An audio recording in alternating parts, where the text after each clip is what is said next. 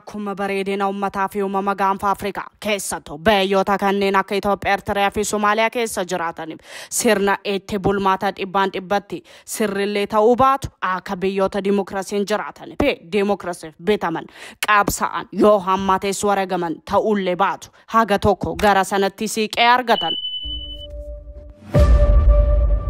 Kadhannaan isaanii sila harki caalu uummata biyyoota kana amantaa qaba. Akka ragaan yookaan staatiksii waggaa waggaan ba'u akka nutti agarsiisutti kadhannaa fi boo'ichi isaanii osoo kan waaqeffatan bira gaheef waraanni dhaabbatee misoomni fi guddinni akka dimlaayitii dhaamuu fi darbee immoo ifuu ta'uu baate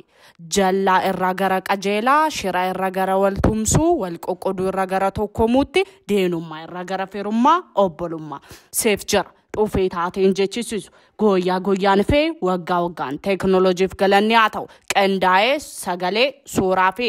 viidiyoon dambalii irra gadhiifamu nutti agarsiisa. Kun akkuma jiru ta'ee sababni gaanfa Afrikaa kun maaliif boqonnaa malee jeeqama akka galaana dambalii raasuus maaliif asiif achi gangalata jedhe nama gaafiif tooma kaasuuf deebiin baay'ee kennamuuf danda'a. Deebiiwwan kennaman keessa ijoon gama tokkoon waan biyyoonni kaaba Ameerikaa, Awurooppaa, Raashiyaa amma immoo Chaayinaa galaana diimaa akkasumas Jibuutii irraa bu'aa fi kaampii waraanaa qabaniif jedha. Muraasni immoo lakki ta'umsa fi ka'umsa kan dhorku garee Alshabaab fi hidhattoota adda addaatiin yoo jedhu yaadaa fi hayyoonni dubbichaaf dhiyoo ta'an. Kun hunduu nutti hin fakkaatu siyaasa biyyoota kanneen akka Itoophiyaa, Eertiraa fi Somaaliyaa keessa jiru waan hin sirroofneef jedhu.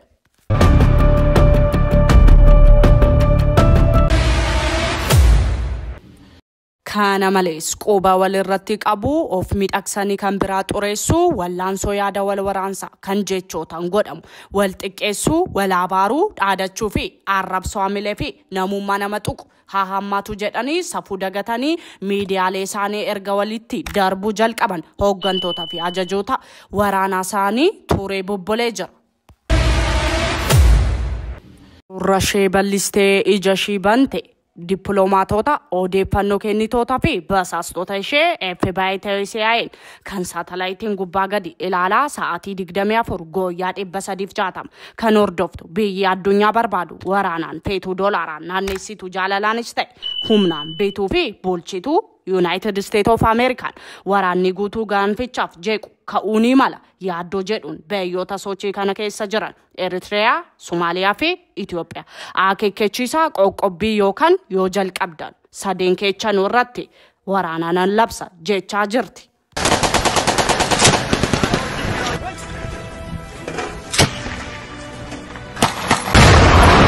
Rabbiya nuti keessa itti jiraannu yoo deebinu akka maraata rabbii isaa fayyisu jedhamu daandii irra kophaa haasaa deemu sana wanta nu godhu waan meeqa taajjabnee argine dhageenye jira waan argine dhageenye keessa dhugaa urufa ta'ee aaduu quufee ta'ee rakkoo waraanaa walwaliinii godhame dura amma yoonaa lubbuu namoota miiliyoonota nyaachaa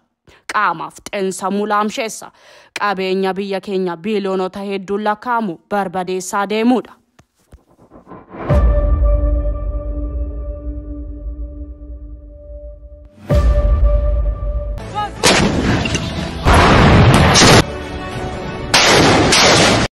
Akka gabaasonni amanamoo adda addaa sababa waraanaa walwalanii Itoophiyaa keessa erga sirni fiiwudaalii yookaan Haayile Sillaaseen hoogganamu dhiigaa fi aarsaa ilmaan qotee bulaa lafti kan qotee bulaadha dhaadannoo jedhuun qabsoo gaggeessanii du'ee awwaalame asitti waraana bara mootummaa Dargii Shaabiyaa fi wayyaanee harannat akkasumas waraana Itoophiyaa, Itoophiyaa fi Somaaliyaa dhiyeenyatti immoo waraana kaaba Itoophiyaa fi kanneen kana fakkaatan yeroo fi iddoo garaagaratti godhamaniin ilmi namaa akka baala yoo harcaa'u dinagdeen biyyatti akka silmii qootiyyoorra dhiiga xuuxuun suuta waraanaan xuuxamee dhumeera. Gabaasni baankii addunyaas ta'e dhaabbilee wal waraansa walwalii Itoophiyaa keessa deemsifame waggoota 50 hamma 100 keessa yoo xinnaate maallaqni biiliyoona 70 ol tilmaamamu akka dhadhaa ibidda keessa seenee ta'e baqe badee fi lubbuun darbuu miidhaa sammuu qaama cimaa miiliyoonota haala gaddisiisaa irraa akka ga'e yeroo garaagaratti foomseera.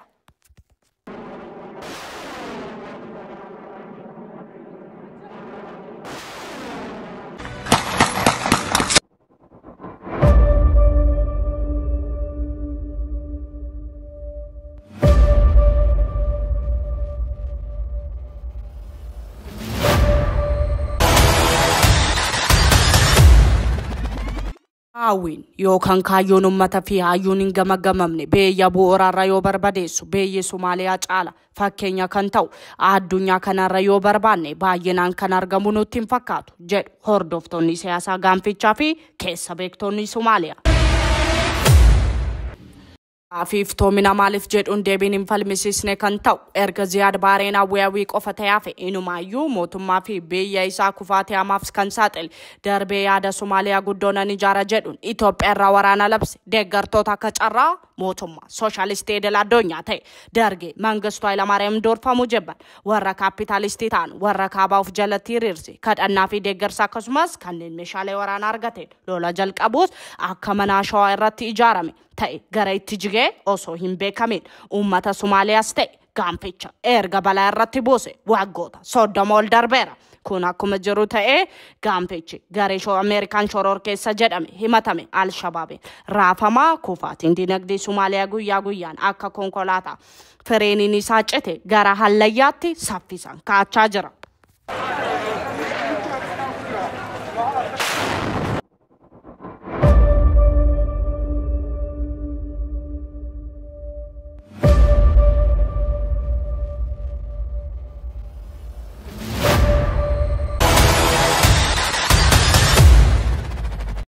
Eertiraan Itoophiyaa irra cituun ishee ni miidhee fi ni fayyadamte yaada jedhu falmiin walirra hin cinne karaa hundaanuu akka godhamaa oolu ifaan ifatti dubbii arginuuf taajjabnudha. Narratti osoo ta'e hoo jedhe hubataan ilaalcha qajeelaa fi sammuu gaarii qabu uummata biyya Eertiriyaa yoo taajjabu jecha ni gaddisiisa jedhu akka fayyadamuu fi hidhii isaa cinuun lammii biyyattiis ta'e lammii biyya biraa yommuu hin oolu.